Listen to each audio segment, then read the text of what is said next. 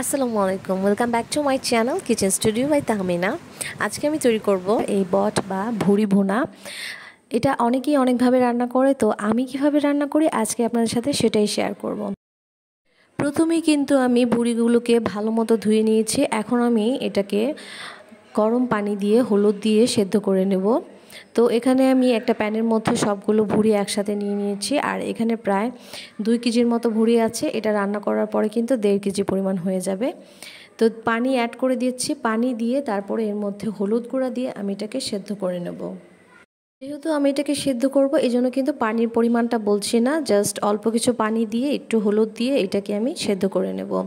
3 থেকে 4টা বলক আসলে কিন্তু আমি এটাকে নামিয়ে ফেলবো। আর এরকমভাবে সেদ্ধ করলে কিন্তু আপনার ভুঁড়ির মধ্যে হলুদ একটা কালার চলে আসবে, আর ভুঁড়ির মধ্যে যে ময়লা বা গন্ধ যায় ছিল সেগুলো কিন্তু সবই চলে যাবে এই পানির সাথে।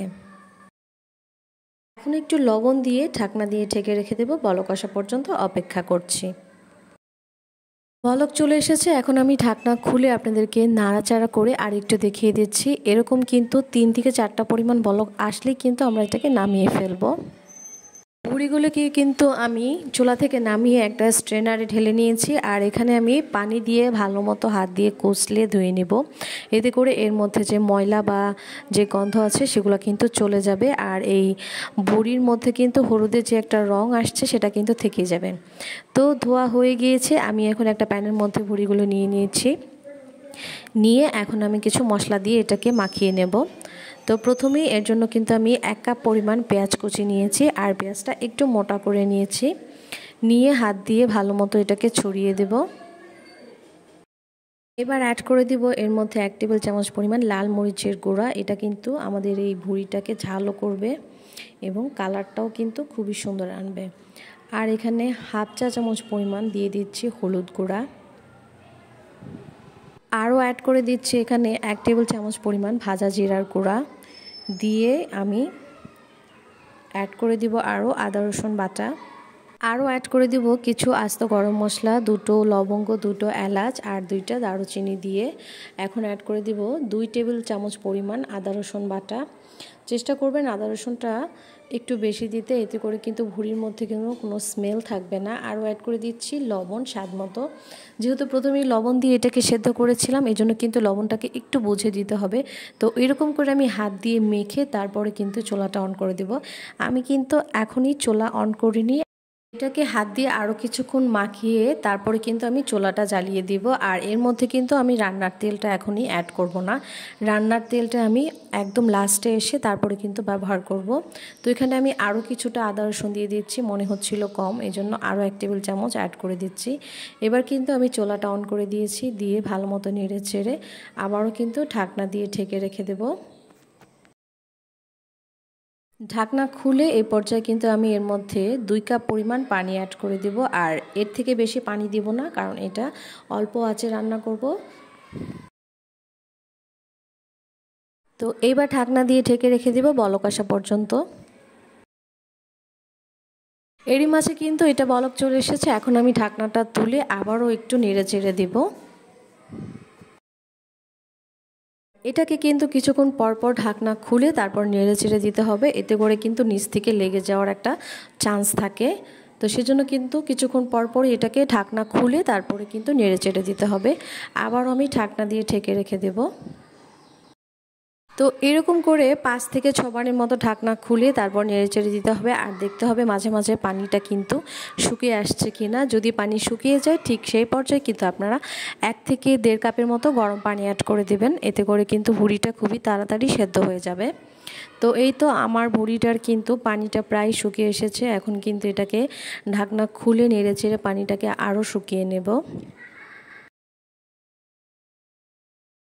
আর এর মাঝে কিন্তু আমার ভুড়িটা সেদ্ধ হয়ে গিয়েছে। এখন আমি এটাকে ঢাকনা দিয়ে ঢেকে এক সাইডে রেখে দেব। আর অন্য একটা পাত্রে চলে যাব। আমি এই ভুড়িটার মধ্যে একটু ফোড়ন দেব, এজন্য কিন্তু এখানে হাফ কাপ পরিমাণ তেল এড করে দিচ্ছি। 3টা শুকনো মরিচ আমি মাঝখান থেকে কেটে তারপরে কিন্তু এর মধ্যে দিয়ে দেব।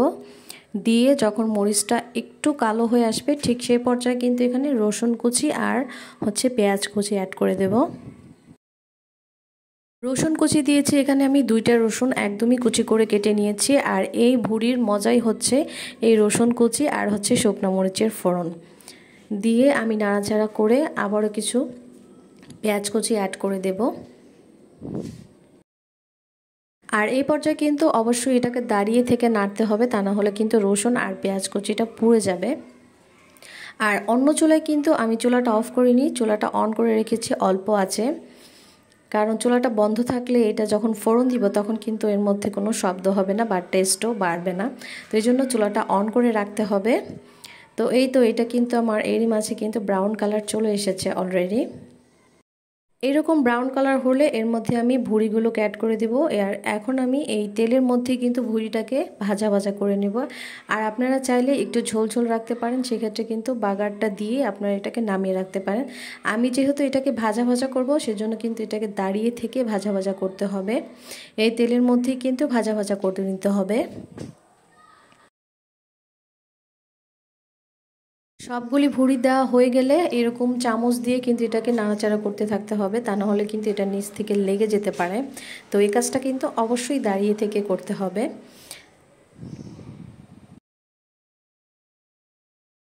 ওই পাত্রটা খুবই ছোট ছিল, এই জন্য আমি অন্য একটা পাত্রে এটাকে নিয়ে এসেছি। আর এরকম করে কিন্তু যখন তেল উঠতে থাকবে তখনও কিন্তু আরও নাড়তে হবে, তা না হলে কিন্তু নিচ থেকে লেগে যেতে পারে। আপনারা চাইলে এই পর্যায়ে নামিয়ে রাখতে পারেন। তো এটাকে আমি আরও একটু ভাজা ভাজা করব, এই জন্য কিন্তু আরও কিছুক্ষণ চুলার মধ্যে দিয়ে নাড়াচাড়া করে নেব।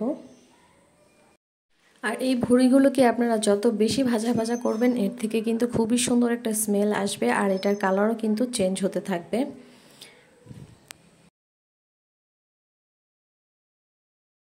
তো এই পর্যায়ে এই ভুঁড়িগুলোর মধ্যে আমি আস্ত কিছু কাঁচামরিচ অ্যাড করে দিচ্ছি, দিয়ে আর একটু নাড়াচাড়া করে ভাজা ভাজা করে এই পর্যায়ে কিন্তু আমি এটাকে নামিয়ে ফেলবো।